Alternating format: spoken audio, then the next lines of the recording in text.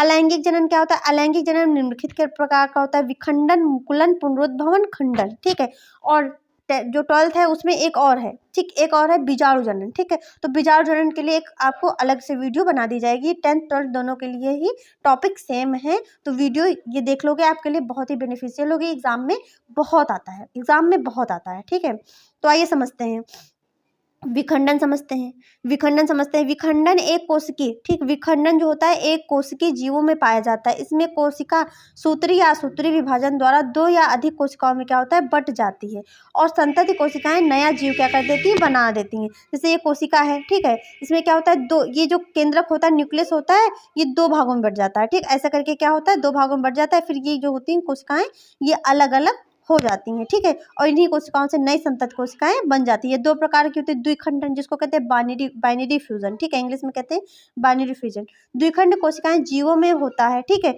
जीवों में होता है जिसमें जीव 2 समान भागों में बंटता है। इस क्रिया में पहले केंद्रक समसूत्री विभाजन द्वारा 2 संतति केंद्रक में बंटता है, और उसके बाद क्या करेंगे? बाद में कोशिका द्रव भी क्या होता है? 2 भागों में बंट जाएगा। दोनों संतति कोशिकाएं जो होती हैं 2 जीव का निर्माण करती है। जैसे आपने प्रोटोजोआ, अमीबा और पैरामीशियम में देखा होगा।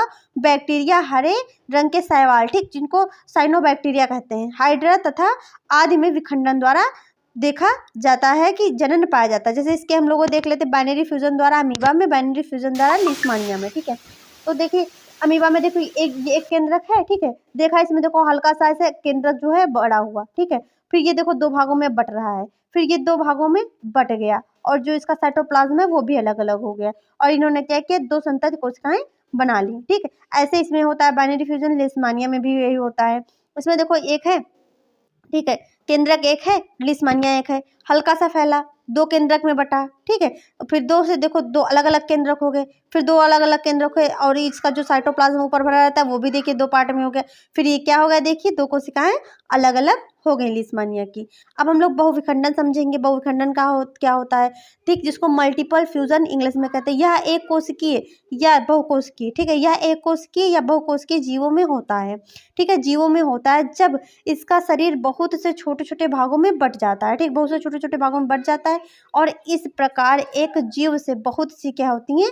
जीव बन जाते हैं, मल्टीपल। ठीक, बहुविखंडन यानी कि बहुखंड जो होता है, न्यूक्लियस जो होता है बहुत सारे जो होते हैं न्यूक्लियस में खंडों में टूट जाता है। ठीक, खंडों में बट जाता है, समझ लीजिए छोटे छोटे भागों में बट जाता है। जैसे कि जैसे कि आपने देखा होगा ये एक है, जैसे अमरूद के बीज देखे होंगे, बहुत सारे होते हैं उसमें। ठीक है, वैसे ये एक न्यूक्लियस है, तो यही इसी के अंदर क्या होंगे? बहुत सारे खंडों में से बट जाएगा। ठीक है, और इन्हीं खंडों से क्या होते हैं? नए जीव या संतति की उत्पत्ति होती है। इस विधि को क्या कहते हैं? बहुखंडन। बहु मतलब बहुत सारे खंडन। ठीक है, जैसे आपने देखा होगा मल्टीपल फ्यूजन प्लाज्मोडियम में देखा होगा। ठीक, प्लाज्मोडियम में यही होता है फिर। ठीक, मल्टीपल फ्यूजन ही पाया जाता है। अगर पूछा जाए और एमसीक्यू में भी आता है तो वहाँ पे भी आप टिक कर सकते हैं आराम से, बिल्कुल आपको क्लियर समझाए। देखिए ये न्यूक्लियस है, ये साइटोप्लाज्म है, ये सेल है।